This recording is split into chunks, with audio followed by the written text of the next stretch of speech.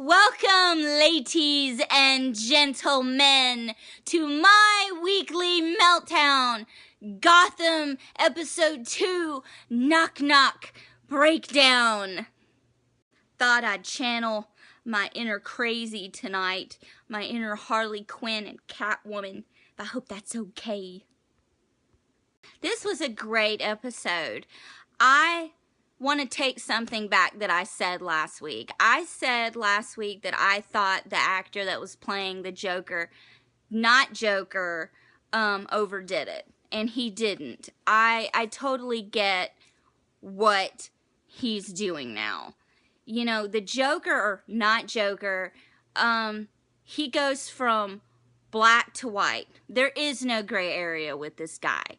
You know, he's either up, entertainer, or he's down, in insane mode. I really loved the Russian roulette scene. No, wait, let me backtrack a little bit. I'm not gonna go over everything that happens in the episode your first time watching. I'm just gonna go over the stuff that I thought was interesting. And one of the things that I thought was interesting was the whole Russian roulette thing, how the Joker, not Joker, Jerome, was not scared to put that gun to his mouth, to his cheek, you know, his head, whatever, you know, just to establish that, you know, to Greenwood that he was the boss. And this is something that Gallivant, I think, knew all along, because you could tell by the way he was smiling in the background watching this whole thing go on. He knew that Jerome was actually the man in charge, the boss, per se.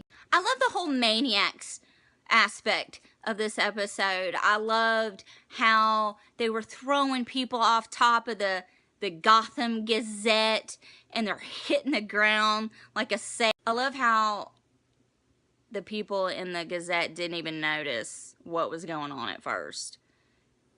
Not the first one, but maybe the second one, they caught on to, I think there's bodies flying out the...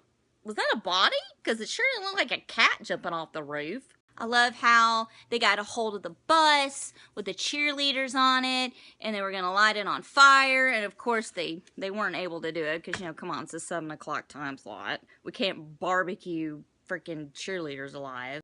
I love the epic bitch fight between Alfred and Bruce after Alfred goes to town on Bruce's father, Thomas Wayne's PC, after he got a load of the guns and the bulletproof vests. He just knew, holy shit, this is all kinds of batshit crazy. No pun intended. So they get into this big fight, and Bruce fires him. Which, look, I get it. He's pissed. His parents are dead. This was the last link that he had to his father. And Alfred freaks out and kind of goes crazy. And, you know, takes the one little piece away from him that his father kind of left him. So they have an argument, and he's like, okay, get the fuck out. You're fired. I'm done with this. I love the whole scene when Alfred comes in with his little suitcase and umbrella, and he's all like, well, I guess I'm leaving.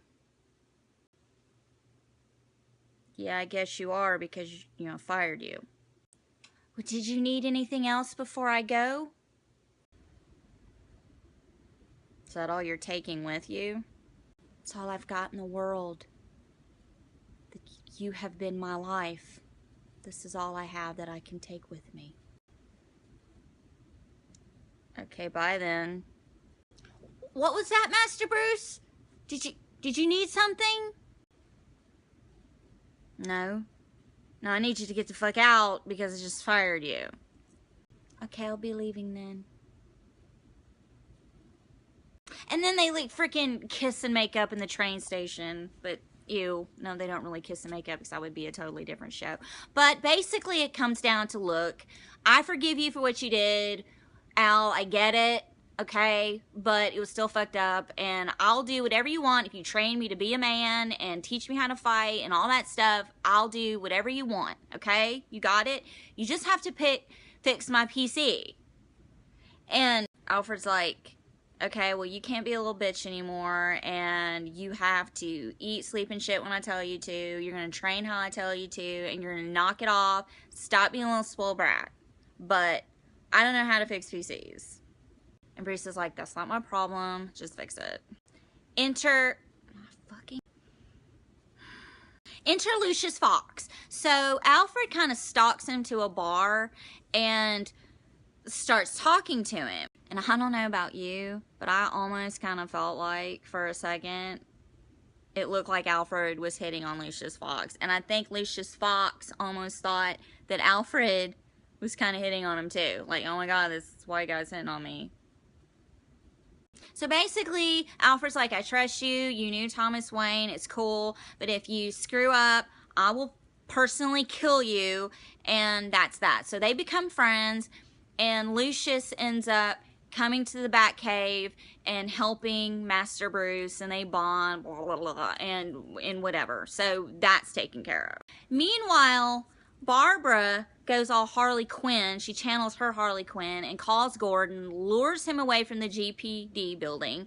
So the Joker Not Joker and his Maniacs, they come in and they shoot up everybody. They kill everybody in the police department except the commissioner and Lee, because she was hiding, and Enigma, who just freaking jumps across the building on top of Kringle and takes a little glaze of a bullet in his shoulder to protect her. So maybe she'll go on a date with him.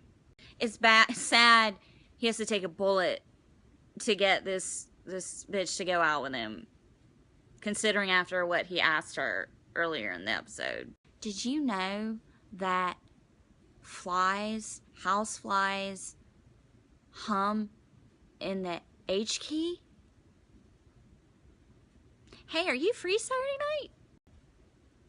So anyway, they get in there, and the Joker Not Joker has got the commissioner has tied her up, and they get into like a bitch fit ping pong match back and forth.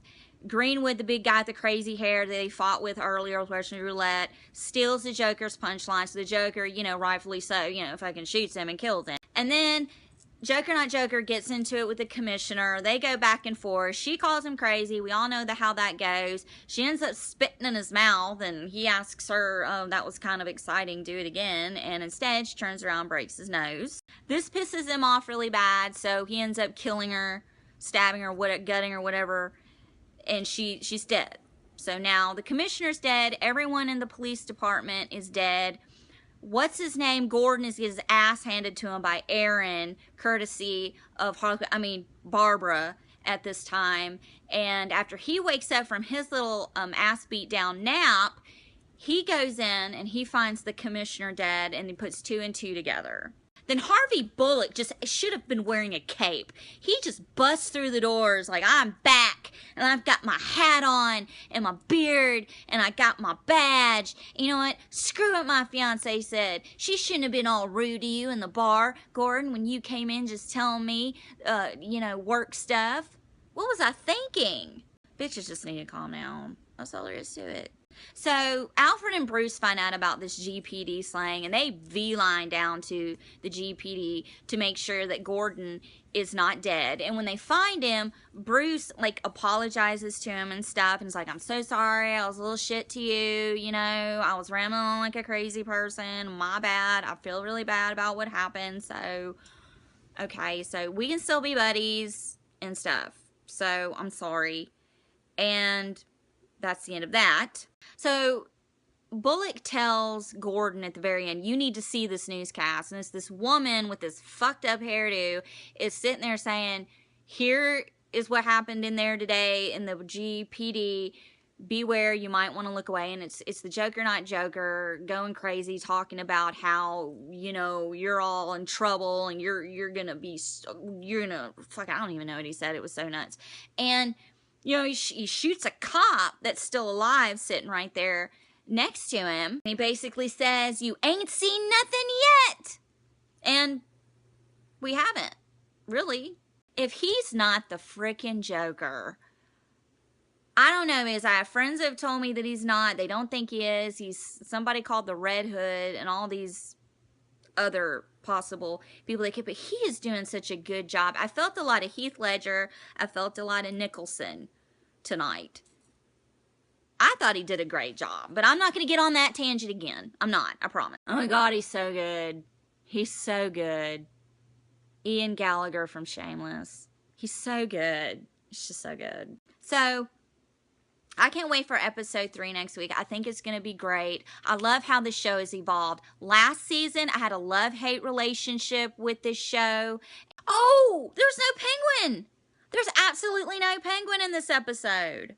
And I like the penguin now. I didn't like him that much last year, but I like him this year. I just had a brain fart that year. Anyway, so last year, I kind of felt like I was waiting for this show. Like, just give me something. And I actually didn't really feel anything until the fortune teller episode last year, when they actually brought on Jerome. You know, so, you know, when you're watching a new show, you kind of have to get through a couple of, the first episodes are kind of shitty and slow.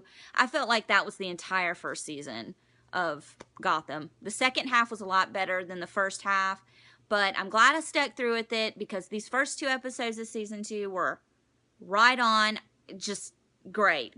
I'm glad I channeled my inner crazy tonight. I know I freaking look it with my, anyway, but it was really, really good. Please, please, please subscribe to My Weekly Meltdown on Facebook and YouTube. Please follow me on Twitter at Summers, SOMM1977. Follow me on Instagram, The.memphis.darling. I just want to give a couple of shout outs to probably the only 3 people that are really watching this. Jeff, Allison Sislo, and Rodrigo. You guys are like, I think it's just us. I think it is. But that's okay, because we don't need anybody else, do we? No. No, really, I do. I love everyone who watches it, and I would love more viewers. And please let me know if this sucks. And please let me know what I can do to make it better. I love doing this. I love talking. It's my most favorite thing in the world to do. So, with that being said, I love all of you. I hope you're all happy. I hope you're all doing what you were meant to be doing in this life or in the next. But probably do it now, because you'll remember it now, because you're in the now. And remember, kids, the monsters are coming. Good night.